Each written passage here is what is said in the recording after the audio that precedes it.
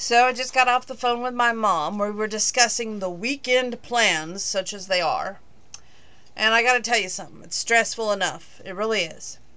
Of course, this is the weekend before the babies get their snip snip and their chip chip. In case they get out, they will be having a microchip in them so that we can locate them rather easily. And I'm looking forward to that. I'm also, and if you looked at my Instagram/Facebook, you've seen pictures of the cats for their Halloween photo. That's their Halloween photo shoot. I really tried to get them together, but they wanted nothing to do with one another. Imagine that. When will my photo shoot happen? Knock on wood, tomorrow night. But right now, I've got a stack of magazines right here. I want to cover each and every magazine because that's right. Tomorrow is magazine drop-off. So we have November 2021 Reader's Digest right now that we're going to cover. And yes, get the piece of paper ready because we are going to do the word power together. Dear reader, getting in the spirit. Where I come from, quote-unquote, nice is just about bigger compliment you can receive. Quote-unquote, Iowa nice is an honor we vie with Minnesota to claim, but we don't fight over it, of course. This summer it was affirming to hear people around the country sing praises of my home state after the first Major League Baseball game played at the Field of Dreams aired on national TV. So what does this have to do with the Headless Horseman? Well, I know a place when I see one, and I've landed near the village of Sleepy Hollow, New York. Yes, it is a real place. In fact, Sleepy Hollow used to be called North Tarrytown until residents voted to adopt its more famous moniker in honor of the literacy star Washington Irving, author of The Legend of Sleepy Hollow feature, The Infamous Horseman. Every fall, our towns will fill with people who come for the Halloween happenings, and they find a community vibe that's far from terrifying. It's downright friendly. A parade where anyone can dress in costume, or not, and march. Businesses that roll out the orange carpet, friendly people who will kindly direct you to the cemetery for a haunted history lesson. It's just a seasonal extension of countless instances of people coming together and helping each other all year long. In the spirit of all this good-spiritedness, I say it's not easy choosing the nicest place in America, and as I had to help do for the past 4 years, but it's some of the most uplifting work imaginable. Come along with me as we visit this year's crop of nicest places starting on page 65, and if you live in or know of another nice place, we'd love to hear about it. Jody L. Rolina, the deputy editor, write letters to me at letters@rd.com, and that's on page 4. Okay, the next page I wish to share with you is The Book Lady, which is the Reader's Digest Everyday Hero by Andy Simmons. It was Jennifer Williams' mother who had got her hooked on books. A librarian, she read to her 3 kids every day. Not until they went to kindergarten, Williams told VADogwood.com, a local news site, until we went to college. When Williams, now 54, became an elementary school teacher and tutor in Danville, Virginia, she wanted her students to fall in love with reading just as she had, but early on she realized that some kids had very limited access to books. It's very obvious to teachers of young children which kids are read to and versus the ones who are not, she said. It's obvious to an end of the first day of school. To Williams, the solution was simple. Give kids books, and in 2017, as a part of the civic event called I'll get it right in a minute. Engage Danville, she gave away 900 used children's books over 3 days. Most people would be satisfied with that. Most. I was like, quote, anybody could do that, end quote, she said. I wanted to do something that's going to stretch my faith, my work ethic, my everything. So she raised the ante considerably by setting a new goal for herself. Give away 1 million books. It sounds like an unreachable number, but Williams posted on Facebook, don't complain in the bleachers if you aren't willing to work hard out on the field. She got to work her first roping in friends to donate books or money to buy books. Before long, as news of Williams' project spread, strangers started leaving bundles of books on her front porch. As quickly as the books came in, Williams gives them to local schools free of charge, and also supplies books to the free little libraries around the city. 41,000 just over the North Carolina border. She also hosts a book club for inmates in a local jail. In 4 years she's been doing this, the book lady, as Williams has come to be known, has given away more than 78,000 books, only 922,000 more to reach her goal, and she's not slowing down. It's too important for the kids and few options. Reading can take you anywhere, she told CNN. You can travel in time, space, you can read, you can learn almost anything. And there's a picture of Williams with a few of her books, and we're going to move on. Now, I hope you have a piece of paper like I do. You're going to number it 1 to 15. It's multiple choice, A, B, or C. It's called Word Power.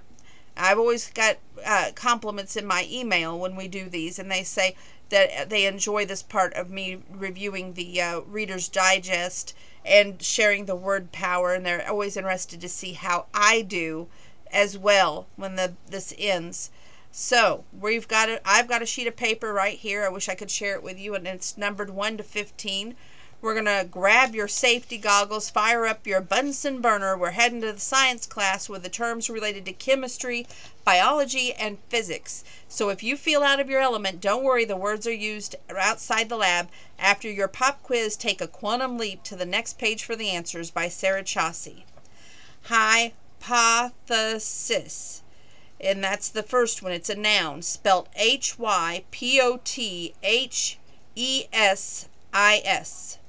Is it A, a published study, B, an unproven theory, or C, a law of motion? A, an published study, B, a unproven theory, or a C, law of motion? Number 2. It is combust, and that's a verb. C-O-M-B-U-S-T. Is it A, to burn, B, to fuse, or C, to shatter? A, burn, B, fuse, or C, shatter. 3. Vacuum, and it's a noun. Is it A, an air pump, B, a unit of measure, C, an empty space? Vacuum, V-A-C-U-U-M, and it's a noun. Is it A, an air pump, B, a unit of measure, or C, an empty space? Okay, next one. Dilute, and it's a verb. Is it to A, split in half, B, water down, C, apply force? Dilute, and it's a verb. D-I-L-U-T-E. A, split in half, B, water down, C, apply force. 5. Crucible, it's a noun. Is it A, a pot for healing, B, a simple machine, or C, a volcanic rock? And it's spelt C-R-U-C-I-B-L-E. It's a noun. Crucible. A, a pot for heating, B, a simple machine, or C, a volcanic rock? Okay, 6. Evolve. It's a verb. It's spelled E-V like Victor, O-L-V like Victor, E. Evolve. Is it A, to die out, B, to change gradually, C, to pass down? Is it A, to die out, B, to change gradually, or C, to pass down? 7. Nucleus. It's a noun. Spelled N-U-C-L-E-U-S. Is it A, a bodily fluid, B, an observation, or C, a cell part?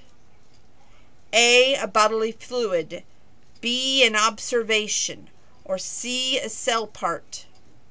8. Hybrid, which is a noun, and it's spelled H-Y-B-R-I-D. Hybrid. Is it A, to clone, B, a hatchling, or C, to crossbreed? Again, A, to clone, B, a hatchling, or C, to crossbreed? Inert, and it's an adjective spelled I-N-E-R-T. Is it A, explosive, B, inactive, C, poisonous? Again, is it A, explosive, B, inactive, or C, poisonous, and it's spelled I-N-E-R-T, adjective, inert. Okay, 10.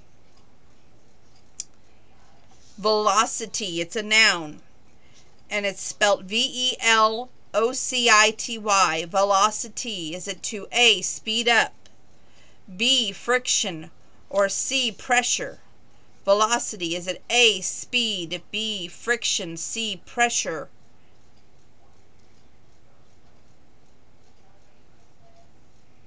"12.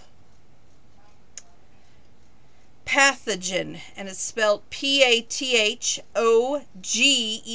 It's a noun. Wait a minute. We skipped 11. We got to go back to 11. Forget 12. We're going back to 11. 11, vertebra. It's a noun. Okay, and here's what it says. Green metal, A. B, a backbone. C, a reptile family. A vertebra. A, a green metal. B, a backbone. Or C, a reptile family. And it's spelled V-E-R-T-E-B-R-A, and it's a noun.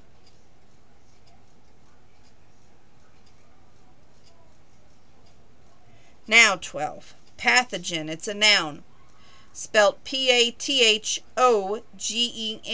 Pathogen. Is it A, an invasive species, B, disease cause, or C, a plant spore? Pathogen. Noun. A, invasive species, B, a disease cause, or C, a plant spore. 13. Inquiry. It's a noun. Spelled I-N-Q-U-I-R-Y. Is it A, reaction, B, a thesis, a C, investigation? Inquiry. Noun. I-N-Q-U-I-R-Y. Is it A, reaction, B, a thesis, or C, an investigation?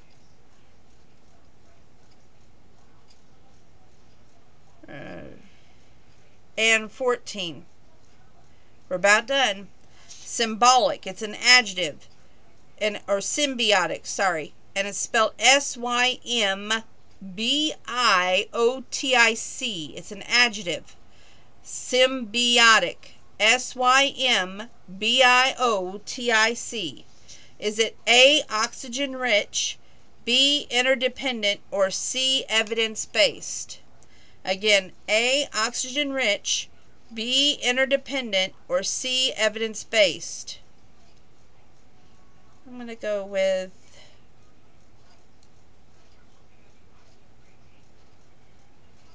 B. Okay. Next one. Variable, and it's a noun. Okay. And it's spelled V-A-R-I-A-B-L-E. Is it A, a math equation, B, a colorless gas, or C, a changeable factor? A, a math equation, B, a colorless gas, or C, a changeable factor? Okay, so I'm going to go with that one. And now we go to the next page, and it's time for our answers. 1, the answer to hypothesis is B, an unproven theory. The professor designed an experiment to test her hypothesis. I got it right.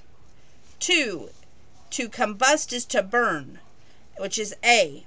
Oh no, Raheem cried on Thanksgiving. Our turkey combusted in the oven. Ooh, I got it wrong. 3 is C, a vacuum, an empty space. I got it right. Adopting a rescue dog has filled the vacuum in Jenna's life. B is dilute. I got it right. And it says water down. You should dilute bleach before using it to disinfect surfaces. 5 is A, a pot for heating for crucible. And it says for this experiment we'll melt the aluminum in the crucible, Mrs. Ferris told her students. 6 is evolve, to change gradually. The experts believe that some dinosaur species evolved into birds. 7 is C, a cell part. A cell's nucleus contains its genetic information, or DNA. 8 is C, a hybrid, a crossbreed. The clementine is a hybrid between the mandarin and the sweet orange. 9, inert, is B, inactive, and it's medications that often include the inert ingredients such as dyes. 10 is A, is for velocity, speed. As the league's top wide receiver, Carl is known for his velocity and ball handling. 11 is B, backbone. And I will never go ice skating with him again because the last time I went, I fell and cracked my vertebrae. 12 is B, a disease cause, for pathogen. It says bacteria, fungi, viruses, and all types of pathogens. 13 is C, inquiry, for investigation. My conclusions are based on the scientific inquiry, not on personal opinion, said Dr. Lee. Number 14 is B, interdependent, and that is today's teenagers have a symbolic relationship with social media. 15 is variable, a changeable factor, and that's C. That's the meteorologists consider a lot of variables when predicting the weather. If you got 9 and below, you're a lab assistant. If you got 10 to 12, you're a researcher. If you got 13 to 15, you're a rocket scientist. Let's see how many I got. 2, 3, 4, 5, 6, 7, 8, 9, 10. So I'm a researcher. Woo! That's not too bad. I'm in the middle of the road. That's a pretty good place to be. That's all of what I have marked for Reader's Digest, November 2021. There's tons of good articles in this. Go pick it up. You won't regret it. It's chock full of information from the nicest places in America to deleting your internet footprint and why your winter skin is so dry, just to name a few of that's on the cover. Check it out. You won't regret it. Thank you for tuning in.